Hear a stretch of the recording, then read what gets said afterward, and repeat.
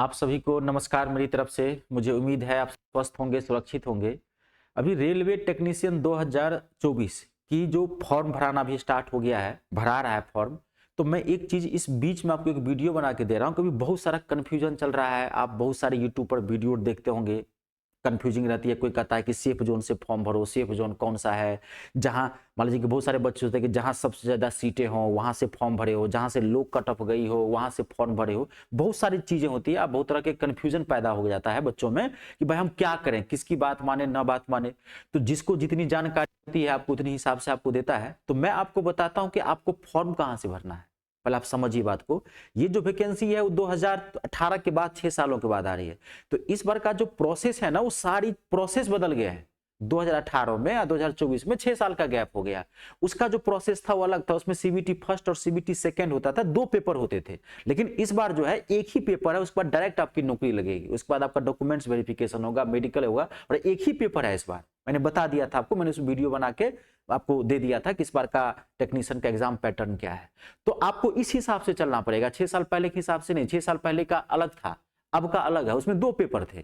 तो देखो, सबसे पहले मैं एकदम ध्यान से सुनना और समझना जो मैं क्या कहने की कोशिश कर रहा हूं। देखो, इस बार का जो है, सबसे पहले देखो 9000 के आसपास सीटें हैं। तो सीट बहुत ज्यादा नहीं है। हिंदुस्तान में 140 करोड़ से ज्यादा आबादी है, समझ गए। अनुमान है कम से कम इसमें जो 15 लाख से ज्यादा बच्चे फॉर्म भरेंगे। अब बात को समझ रहे हैं? तो आपको सबसे पहले चीज बताता हूं कि आप ये मत देखिए कि कहां सबसे ज्यादा नंबर ऑफ सीट्स है, कहां पे कट ऑफ लो गई है, हम वहां से फॉर्म भरेंगे। ये सब चीजों के चक्कर में आप मत पड़िए। इस बार आप किसी भी जोन से फॉर्म भरेंगे, सबकी मेरिट लिस्ट हाई ही जाएगी। 90% प्लस मेरिट लिस्ट जाएगी। 1-8% किसी का इधर उधर नीचे हो वो बात अलग है, लेकिन हर जोन की मेरिट लिस्ट हाई ही जाएगी, क्योंकि नंबर ऑफ सीट कम है और एक ही पेपर है। अब बहुत दिनों के बाद वैकेंसी आई है तो बहुत सारे बच्चे वेट कर रहे थे। अब बात को समझ रहे हैं? तो आप इन सब चक्कर के में ना पड़े। जो मैं कह रहा हूं आप सुनिए, जो आप फॉर्म कहां कहां से आप लोग भरेंगे, क्लियर है? अब आप ध्यान से समझना और देखना मैं क्या कह रहा हूं, आपको समझा रहा हूं। देखो, मैं सारा जोन वाइज यहाँ पे आपको सीट तैयार करके रख दिया हूँ। बता दो जो बच्चे फॉर्म कहां से भरना है, किस आधार पे भरना है। और देखो, रेलवे में आप अक्सर देखोगे ना, मैं हमेशा बताता हूं, आप देखेंगे कभी ना बिहार में देखेंगे ना या यूपी में देखेंगे, तो आप देखेंगे कि 99% कर्मचारी बिहार में बिहार में मिलेगा आपको। रेलवे हमेशा अपने लोकल एम्प्लॉय को एम्प्लॉयड करती है। आप अगर बिहार से होंगे तो बिहार में जो रेलवे की जो सिस्टम है, तो सरकार या रेलवे मंत्रालय ये चाहती है कि वहां से ही सारी चीजें बच्चे हों, लोकल हों, क्योंकि उनको लोकल लैंग्वेज पता होता है, बहुत सारी चीजें होती है। आप यूपी में, बिहार में आप कभी देखे हैं जो साउथ इंडिया का एक भी कर्मचारी आपको मिला हो? कभी आप देखे हैं कि अरुणाचल प्रदेश का, मेघालय का, मणिपुर का या जम्मू कश्मीर का एक भी आपको आदमी मिला हो कि आपके क्या कहते हैं कि यूपी में जो है सो कोई रेलवे में कोई कर्मचारी मिला हो? नहीं मिलता है। तो आपको समझना है, फॉर्म आप कहीं से भी भर सकते हैं। मैं ये नहीं कह रहा हूं फॉर्म आप जिस जोन से मन भरिए, लेकिन जो मैं कह रहा हूं आप उसको ध्यान सुनिए और इस हिसाब से आप काम कीजिए कि भाई फॉर्म कहां से भरे। तो जो यूपी वाले बच्चे हैं, जो बिहार वाले बच्चे हैं और जो झारखंड वाले बच्चे हैं, ठीक है, तो आपको फॉर्म भरना कहां से बताता हूं। आप ध्यान से सुनना, आपको फॉर्म भरना है प्रयागराज से। आप ध्यान से सुनो। आप कहोगे सर प्रयागराज में तो बहुत कम सीटें हैं। आप ध्यान से देखो, पहले समझ लेना। आपको प्रयागराज से फॉर्म भरना है। ग्रेड 1 वाले के लिए 131 सीटें हैं और टेक्नीशियन ग्रेड 3 वाले के लिए 207 सीटें हैं। तो आप प्रयागराज से भर लो। आप रांची से भर लो, इसमें ग्रेड 1 वाले के लिए 29 सीटें हैं, 300। आप इस पे मतलब आप नंबर ऑफ सीट्स और मेरिट लिस्ट पे और कट ऑफ पे मत फोकस करो। आप अपना जोन देखो, नहीं तो बाद में जब बहुत सारी चीजें होती है, जब आपको जब फाइनल मेरिट लिस्ट लगेगी, जब आपकी ज्वाइन लेटर आएगी, तो एक फाइनल डॉक्यूमेंटेशन होता है, समझ गए ना? उसमें एक अलग प्रोसेस होता है, फिर आपकी नौकरी भी बहुत दूर लग जाएगी। बात को समझ रहे हैं? ऐसे पूरा हिंदुस्तान ही एक है, हमारा संविधान ये कहता है, लेकिन प्रैक्टिकली देखोगे ना तो भारत जो है भाषा के आधार पर बटा हुआ है। अब आपकी नौकरी लग गई चेन्नई में, आप जम्मू कश्मीर में, सबसे ज्यादा मान लीजिए सपोज आप कहते हैं कि मान लीजिए सिकंदराबाद से आपको फॉर्म भरना है, मान लीजिए सपोज आप है यूपी से, आप भरने के लिए भर सकते हैं, कोई दिक्कत नहीं है। लेकिन मैं क्या कर रहा हूं कि हर जो क्या कहते हैं जोन है, कट ऑफ सबकी हाई ही जाएगी, तो अपने जोन में फॉर्म भरो ना।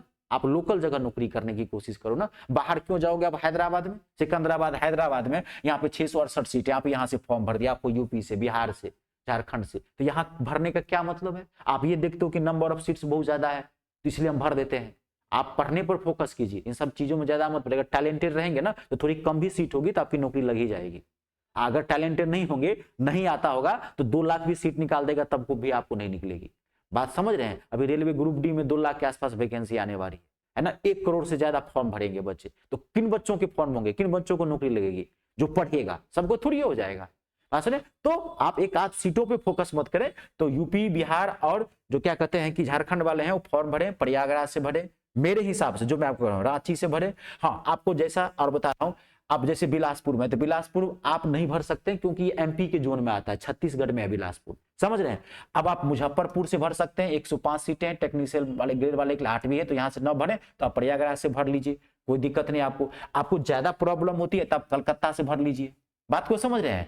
आपको अगर मान लीजिए आपको लग रहा है कि नहीं थोड़ा और सीट लेके चले, तो आप मुंबई से भर लीजिए। मुंबई में 1132 सीटें हैं, क्या कहते हैं कि ग्रेड 3 वालों के लिए, और टेक्नीशियन वालों के लिए 152 सीटें हैं। आप मुंबई वाले से फॉर्म भर लीजिए, वो आपके आसपास के क्षेत्र में आता है, आप ही के जोन से सटा हुआ जोन है। तो जो यूपी बिहार वाले बच्चे हैं, पटना में कम सीटें हैं लेकिन ग्रेड 3 वाले के लिए सीटें हैं, 220 सीटें हैं, तो आप ग्रेड 3 वाले भर सकते हैं।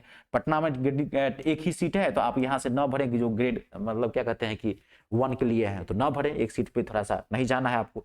आ रही है बात समझ में। तो जो पटना मान लीजिए क्या कहते हैं कि जो यूपी बिहार और क्या कहते हैं कि यहाँ से जो बच्चे होंगे आप यहाँ से फॉर्म भर सकते हैं।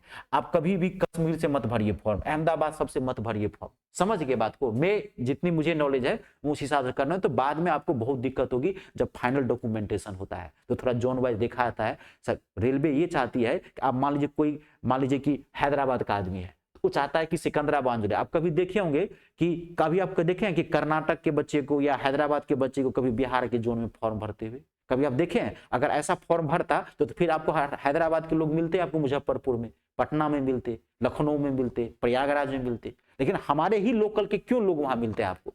बात को समझ रहे हैं। तो कुछ चीजें होती है, तो मैं आपको सिर्फ जानकारी भर दे रहा हूं, मर्जी आपकी है, ठीक है। तो आप यहां से भरे जो बिहार, यूपी वाले और झारखंड वाले। अब मान लीजिए मध्य प्रदेश वाले जो है, एमपी वाले जो है, या छत्तीसगढ़ वाले हैं, तो उनके लिए जोन जो है वो जोन है बिलासपुर। आप वो बिलासपुर से फॉर्म भर सकते हैं।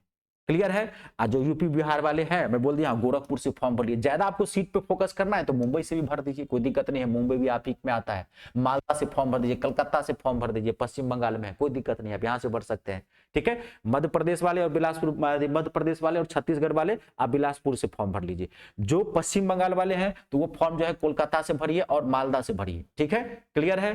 अब आप आ जाइए क्या कहते हैं कि हैदराबाद वाले, या तो जो कर्नाटक से हैं, या मान लीजिए कि जो हैदराबाद से हैं, जो तमिलनाडु से हैं, यहाँ सब से हैं, तो वो लोग जो फॉर्म भरेंगे वो फॉर्म भरिए। आप कहते हैं कि बेंगलोर से फॉर्म भर लीजिए, और क्या कहते हैं, और वो सिकंदराबाद से फॉर्म भरिए, सिकंदराबाद से आप फॉर्म भरिए, ठीक है। जो लोग क्या कहते हैं कि उत्तराखंड से हैं, तो उत्तराखंड का जोन तो इसमें नहीं है क्योंकि इसमें कम सीट से होती है, तो उत्तराखंड वाले आप चंडीगढ़ से फॉर्म भर सकते हैं, उत्तराखंड वाले चंडीगढ़ जोन से फॉर्म भर लीजिए, ठीक है। तमिलनाडु वाले चेन्नई से भी भर सकते हैं, बहुत अच्छी सीट है, कोई दिक्कत नहीं है। अब जो साउथ मतलब नॉर्थ ईस्ट हिमालय हैं, जो अरुणाचल प्रदेश वाले हैं, मध्य प्रदेश वाले हैं, मेघालय वाले हैं, असम वाले हैं, तो वो लोग गुवाहाटी से फॉर्म भर सकते हैं। आई बात समझ में। जो उड़ीसा वाले स्टूडेंट्स हैं तो भुवनेश्वर से फॉर्म भरिए, भुवनेश्वर जोन से फॉर्म भरिए। जो गुजरात वाले हैं, ठीक है ना, वो फॉर्म अहमदाबाद से भरिए। जो राजस्थान वाले हैं वो फॉर्म अजमेर से भरिए। आई बात समझ में। ये सब आपका अपना जोन माना जाता है कि जब आपको नौकरी लगी जाएगी तो आपको ड्यूटी करने में परेशानी नहीं होगी, नहीं तो एक समय आएगा आपका जोन का पंगा हमेशा बना रहेगा। और मेरिट लिस्ट के चक्कर मत पड़िए, मैं बोला इस बार मेरिट लिस्ट हाई ही जाएगी, 90% प्लस ही जाएगी, तो पहले से क्यों ना दिमाग लगाने कि अपने जोन में फॉर्म भरे कि कल हमको एक प्लस पॉइंट भी मिले जब हमारी नौकरी लगी, चलो अपने ही बिहार में ही नौकरी लग गई।